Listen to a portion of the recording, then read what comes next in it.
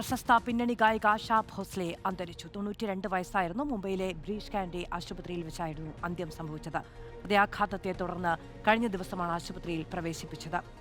സായ് കുമാർ വിവരങ്ങളുമായി നമ്മളോടൊപ്പം ചേരുകയാണ്. സായ്, ഇന്ത്യൻ ഗാനശാഖയ്ക്ക് താരതമ്യപ്പെടുത്താൻ കഴിയാത്ത വലിയ നഷ്ടമാണ് ഉണ്ടായിരിക്കുന്നത്. 40കളുടെ തുടക്കം മുതൽ ഇങ്ങോട്ട് ബോളിവുഡിന്റെ ശബ്ദം എന്ന നിലയ്ക്കു തന്നെ പറയാൻ കഴിയുന്ന അതുല്യയായ പ്രതിഭയാണ് ആശാ ഭോസ്ലെ.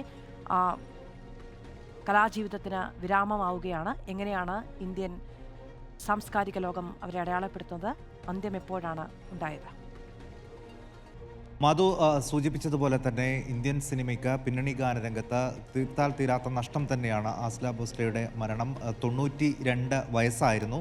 ഇന്നലെ ഹൃദയാഘാതത്തെ തുടർന്ന് മുംബൈയിലെ ആശുപത്രിയിൽ പ്രവേശിപ്പിച്ചിരിക്കുന്നു. അല്പം മുമ്പാണ് മരണം സ്ഥിരീകരിച്ചത്.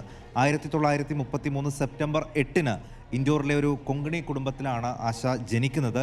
പിന്നീട് മറാഠി നാടകവേദിയിലെ നടകനും ഗായകനുമൊക്കെയായിരുന്ന ദീനാനാഥ് മങ്കേഷ്കറും ശുദ്ധമതിയുമാണ് മാതാപിതാക്കൾ. അതായത് കുടുംബപരമായി തന്നെ പാരമ്പര്യമുള്ള ഒരു കുടുംബത്തിൽ തന്നെയാണ് ആശ ജനിച്ചതും ആ കലാ വളർച്ചയ്ക്ക് പ്രചോദനമായതും ആ കുടുംബത്തിൽ നിന്നുള്ള പ്രോത്സാഹനം തന്നെയാണ് എന്ന് ആശ മിക്ക വേദികളിലും പറയാറുമുണ്ട്. പ്രശസ്ത ഗായിക ലതാ മങ്കേഷ്കർ, ഹൃദ്യാനാഥ് മങ്കേഷ്കർ, ഉഷ മങ്കേഷ്കർ, മീന മങ്കേഷ്കർ എന്നിവരാണ് സഹോദരങ്ങൾ. ലതാ മങ്കേഷ്കർ അടക്കം വിവിധ ഇനങ്ങളിൽ വ്യക്തിമുദ്ര പതിപ്പിച്ച വലിയൊരു കലാ കുടുംബത്തിൻ്റെ പാരമ്പര്യം ആശാ ഭോസ്ലേക്ക് ഉണ്ടായിരുന്നു. പിന്നീട് അച്ഛൻ്റെ ശിക്ഷണത്തിൽ തന്നെയാണ് സംഗീത പഠനം ആരംഭിച്ചിരിക്കുന്നത്.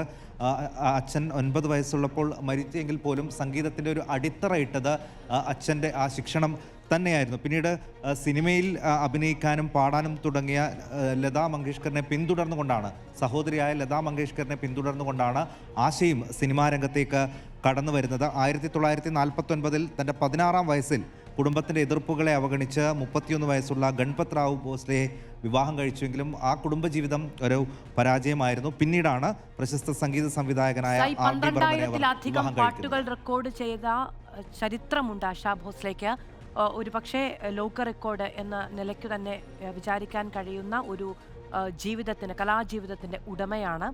നേരത്തെ പറഞ്ഞതുപോലെ ലതാ മങ്കേഷ്കറുമായി പലതവണ പല ഘട്ടങ്ങളിൽ താരതമ്യം ചെയ്തിട്ടുണ്ട്. എന്നിരുന്നാൽ പോലും രണ്ടും രണ്ട് ജീവിതവും രണ്ട് സംഗീത ലോകവുമാണ് എന്നത് നമ്മൾ തിരിച്ചറിഞ്ഞതുമാണ്.